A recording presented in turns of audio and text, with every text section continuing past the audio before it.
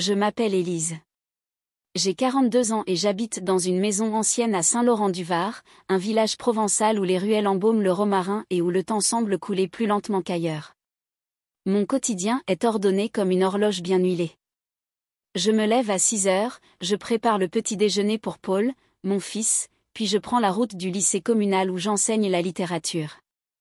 L'après-midi, je corrige des copies en sirotant une infusion, assise près de la fenêtre qui donne sur le jardin.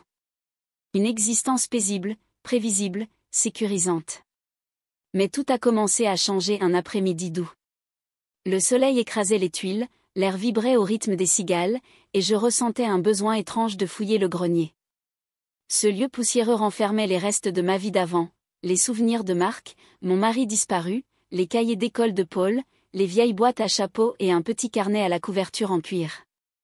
C'était mon journal intime, celui que je tenais lorsque j'avais 20 ans. Je l'ai ouvert. Une odeur de papier vieilli s'est mêlée à la chaleur de l'après-midi. Mes mots de jeunesse me sont revenus comme un souffle chaud. Ils parlaient de désir, de feu intérieur, de rêves que j'avais enfouis.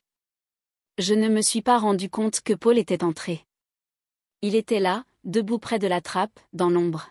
« C'est toi qui as écrit ça ?» demanda-t-il. Sa voix n'était ni moqueuse ni distante. Elle était curieuse, mais posée, mature. Je refermai vivement le journal, gêné. Son regard était fixe, presque insistant, comme s'il cherchait à deviner la jeune femme que j'avais été entre les lignes. « Ce sont des souvenirs », répondis-je simplement, avec un sourire que je voulais léger. Il ne dit rien, mais dans son silence, quelque chose avait glissé. Ce soir-là, j'ai peiné à m'endormir. Allongé sur mes draps frais, je repensais à son regard. Ce n'était pas un regard d'enfant, et cela me troubla plus que je ne voulais l'admettre. Les jours suivants, Paul était différent. Il restait plus longtemps à table, s'attardait dans la cuisine lorsque je préparais le dîner, s'approchait de moi avec une douceur inhabituelle. Son regard glissait parfois sur mes mains, mes épaules dénudées sous ma blouse légère. Il commentait ma tenue du jour, la façon dont mes cheveux tombaient sur ma nuque. Je riais, gêné. J'essayais de ne pas voir ce qui était pourtant évident. Une fois, alors que je sortais de la salle de bain, vêtu d'une robe de chambre fine, je l'ai croisé dans le couloir. Il s'est figé. Moi aussi. Son regard est descendu lentement, puis il s'est tourné sans un mot, mais j'ai senti mes joues s'embraser. Je me disais que c'était passager, un simple trouble. De mon côté, peut-être un manque d'affection. De son côté, une confusion passagère. Mais chaque geste semblait chargé de sens, un frôlement dans l'escalier, une main qui effleure la mienne au moment de passer le sel, une conversation littéraire sur Baudelaire qui prenait des accents plus personnels que prévu. Un soir, en pleine chaleur d'été, alors que j'étais dans le salon à lire un roman, il est entré. Il portait un t-shirt blanc, un pantalon souple. Ses cheveux étaient encore humides. Il s'est assis près de moi, très près. Nos jambes se frôlaient. Je fis semblant de lire. « Tu lis toujours ce genre d'histoire ?» demanda-t-il. « Parfois, » répondis-je, quand j'ai besoin de m'échapper. Il hocha la tête. Sa voix était basse, presque un murmure. « Et tu t'échappais comment, quand tu avais mon âge ?» Je le regardais. Il ne souriait pas. Il semblait réellement vouloir comprendre la femme que j'étais avant d'être sa mère. J'ai posé mon livre. J'ai voulu dire quelque chose, mais je n'ai rien trouvé. Sa main toucha la mienne. Juste un instant. Je ne bougeais pas. Je ne pouvais pas. Je suis une femme qui a vécu trop longtemps dans l'attente. Depuis la mort de Marc, je me suis fermée au monde. Mais là, dans cette pièce silencieuse, mon cœur battait comme à 20 ans. Et ce n'était pas de la peur, c'était du vertige. Les jours qui suivirent cette soirée étrange dans le salon furent enveloppés de silence. Des silences lourds, épais, presque vivants. Je faisais semblant de ne rien ressentir, de ne rien avoir remarqué. Je continuais à mettre la table, à corriger mes copies, à sortir mes robes d'été comme si de rien n'était. Mais quelque chose en moi avait changé, et je n'étais pas la seule. Paul se comportait différemment.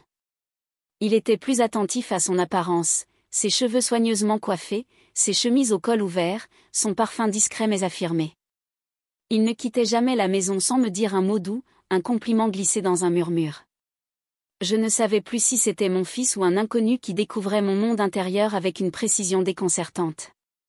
Un matin, alors que je préparais le café, j'étais vêtue d'une robe longue, légère, pieds nus sur le carrelage frais de la cuisine. Je sentis ses yeux sur moi, dans mon dos. « Et tu évites mon regard, maintenant » me lança-t-il doucement. Je me retournai. Il était là, adossé à la porte, les bras croisés, les yeux fixés sur moi avec une intensité que je n'avais vue que dans les romans que j'enseignais. Je déglutis difficilement, puis me forçai à sourire.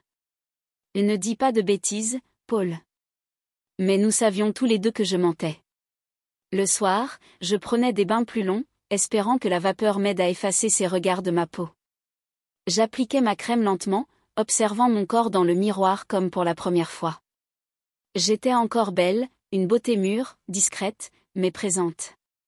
Et c'est cette beauté que Paul avait vue. Un soir d'orage, la pluie fouettait les vitres et le tonnerre faisait vibrer les murs de la maison.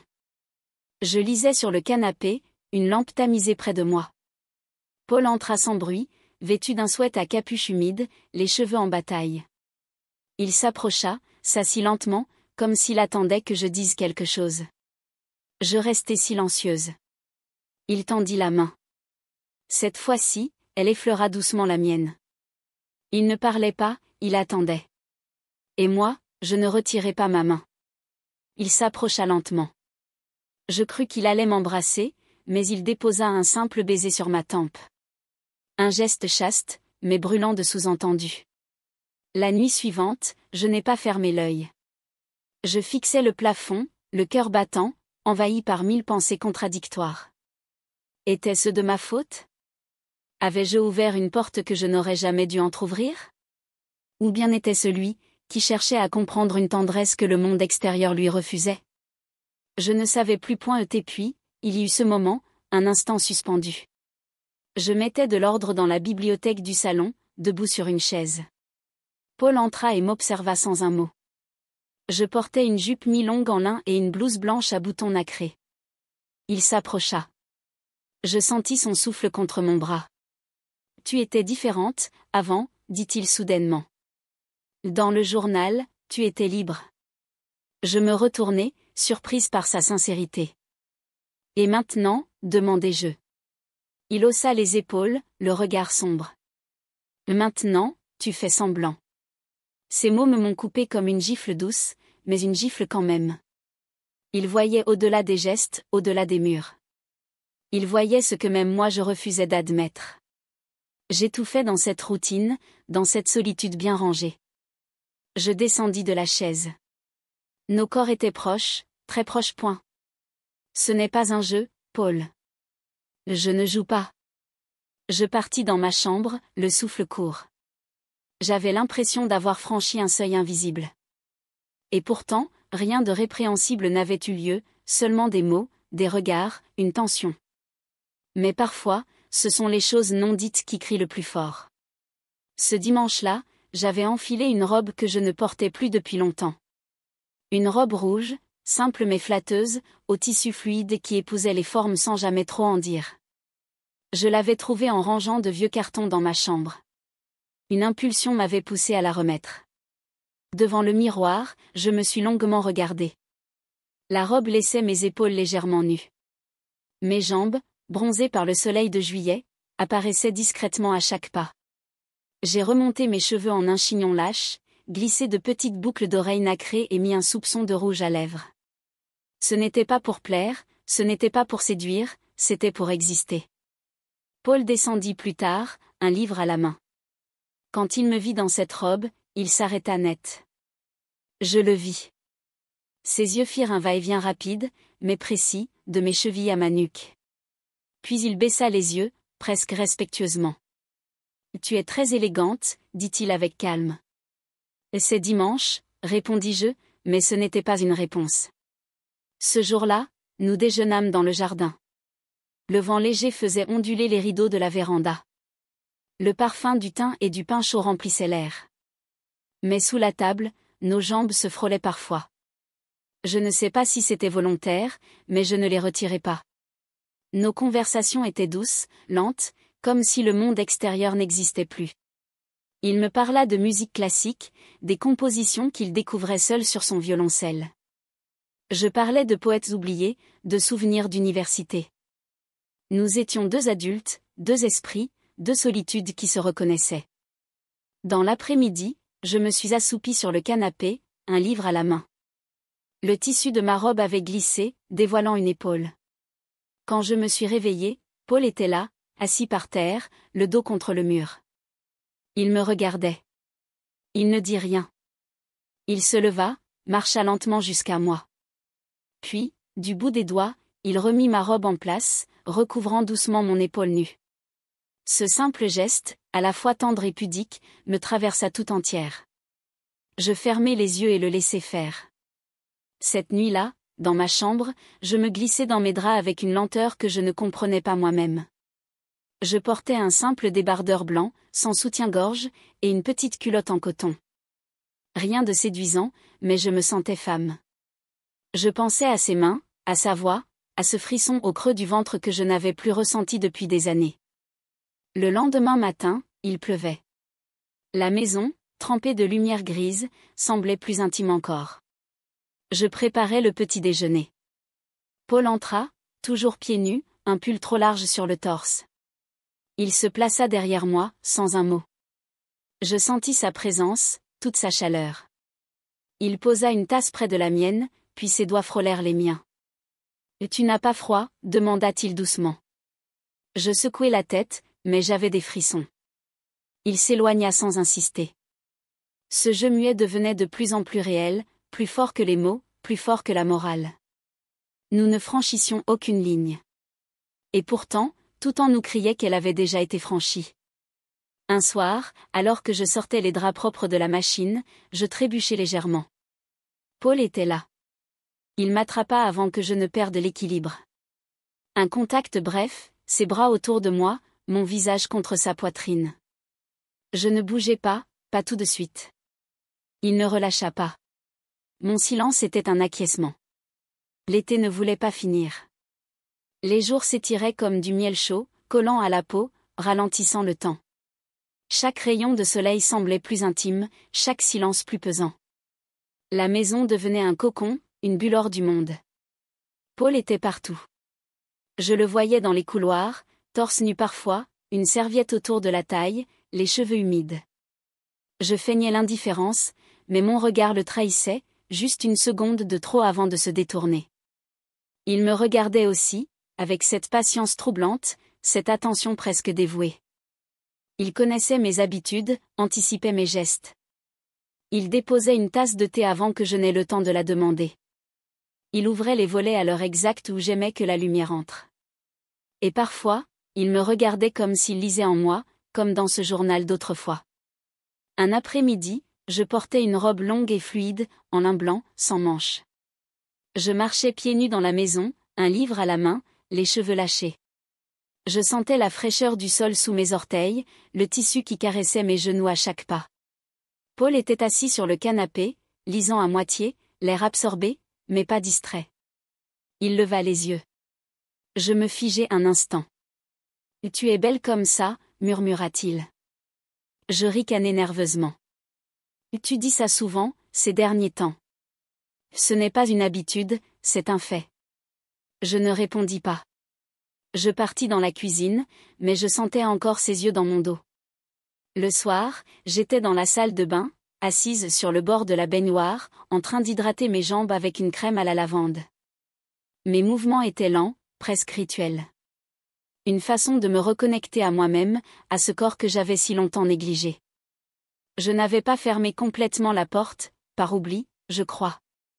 Ou peut-être pas. Paul passa dans le couloir. Il s'arrêta, juste une seconde. J'entendis son souffle se suspendre. Puis il passa, sans un mot. Mais dans cette fraction de silence, j'avais tout entendu. Un matin, en préparant le petit déjeuner, j'avais oublié de mettre un peignoir. Je portais une chemise en plan coton, qui laissait deviner mes courbes sans les exposer. Il entra. Je me retournai par réflexe. Nos regards se croisèrent. Il ne baissa pas les yeux. Je me sentis vulnérable, pas nue, mais vue. Je n'étais pas certaine que cela me déplaise. Nous sortîmes marcher en fin d'après-midi. Une habitude que nous avions reprise sans en parler. Il faisait chaud, mais l'air était traversé d'une brise légère qui faisait danser les feuilles des oliviers. Nous marchions sans but, côte à côte. À un moment, il tendit la main pour écarter une branche devant moi. Mes doigts frôlèrent les siens. Pas un geste pensé, pas un geste prolongé, mais un geste qui resta en moi toute la soirée. À la maison, je remis de l'ordre dans la bibliothèque. Il était là, assis par terre, feuilletant un ancien recueil de poésie. Il lut à voix haute un passage de Verlaine, et mon âme pleure en secret. Je le regardai, le cœur serré. « Tu te reconnais dans ces vers ?» lui demandai-je. Il haussa les épaules. « Je crois que je me reconnais en toi. » Cette phrase me coupa le souffle. Il avait dit cela calmement, sans provocation. Juste une vérité posée. Je m'assis en face de lui, en silence. Nous restâmes là un moment. Pas d'effusion, pas de drame, mais une proximité dangereusement douce.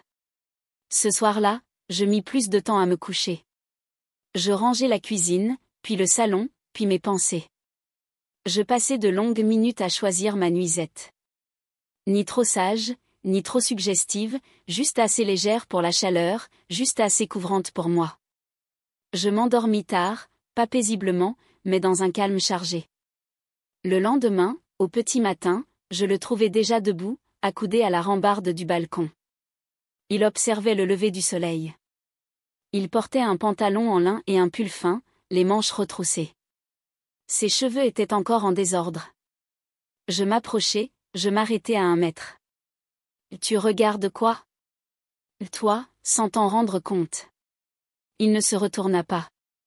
Je restai là, debout, à le regarder, lui. Et pour la première fois, je me sentis attendue.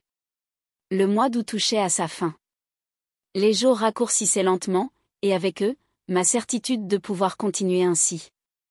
La maison était devenue une cage dorée. Chaque pièce portait la trace de nos silences. Chaque objet, chaque meuble, chaque rideau semblait avoir été témoin d'un jeu trop subtil pour être nommé, mais trop intense pour être ignoré. Je ne dormais presque plus. Un soir, j'étais assise sur la terrasse, enveloppée dans un châle, les jambes repliées sur le fauteuil. Il faisait frais. Paul était dans la maison, je l'entendais jouer quelques notes au piano. Des accords suspendus, comme notre quotidien. Je fermais les yeux. J'avais l'impression de flotter dans une bulle où le temps s'était arrêté. Il me rejoignit un peu plus tard. Il portait un pull gris, simple, ses cheveux encore humides. Il s'assit à côté de moi, sans parler. Le silence n'était plus gênant entre nous. Il était dense, vivant. « Tu penses à partir ?» demanda-t-il soudainement. Je sursautai légèrement. « Pourquoi tu dis ça ?»« Parce que je le sens. » Je ne répondis pas, mais il avait raison. Le lendemain, j'allais en ville. J'avais besoin de prendre l'air. Je portais un pantalon beige, un chemisier léger, mes cheveux attachés en un chignon strict. J'évitais les regards. Je fuyais les ruelles où l'on pourrait me reconnaître. Car dans le village, on parlait. La boulangère avait cessé de me tutoyer. La voisine d'en face, si bavarde autrefois, faisait semblant de ne pas me voir. Il n'y avait pas de preuves, rien de visible. Mais les gens sentent, devinent, chuchotent. Et moi, je suffoquais. À mon retour, la maison était calme. Paul n'était pas là. Il avait laissé un mot sur la table, je suis parti marcher. Reviens vite. Cette absence me frappa plus fort que je ne l'aurais imaginé. Je m'assis, tremblante, et laissai mes pensées m'envahir. J'avais perdu le contrôle, de moi, de lui, de tout. Et pourtant, je ne pouvais pas effacer ce que nous avions vécu, ce que nous vivions encore, même sans geste, même sans mots. Il rentra au crépuscule. Son regard était fatigué, mais clair. « Tu n'étais pas bien, aujourd'hui. » Je hochai la tête. « Et tu me manques, même quand tu es là, » murmurai-je sans réfléchir. Il me regarda longtemps. Puis il recula d'un pas, pas pour fuir, mais pour me laisser respirer. Tu veux qu'on s'arrête ici, demanda-t-il. Je ne savais pas quoi répondre. Je voulais dire oui, mais ma gorge se serrait. Mes yeux brûlaient, et dans ce silence, une autre vérité monta. Je ne peux pas rester, dis-je enfin. Il ferma les yeux. Il avait compris avant que je le dise. Le soir, je préparais ma valise. Rien de théâtral, juste l'essentiel, quelques vêtements, mon carnet, des livres. Je ne savais pas où j'irais, mais je savais que je devais partir. Pour lui, pour moi. Il entra dans ma chambre alors que je rangeais une paire de boucles d'oreilles. « Est-ce que tu reviendras ?» demanda-t-il. « Peut-être. Quand tout ça ne sera plus un vertige. » Il s'approcha lentement. Il prit ma main dans la sienne. Aucun mot de plus, juste une main chaude dans la mienne, pleine de ce qu'on n'a jamais osé dire. Je quittai la maison à l'aube. Le ciel était rose, la route était vide, le silence assourdissant. Et quelque part, entre les lavandes et les souvenirs, j'ai su qu'un jour, je reviendrai.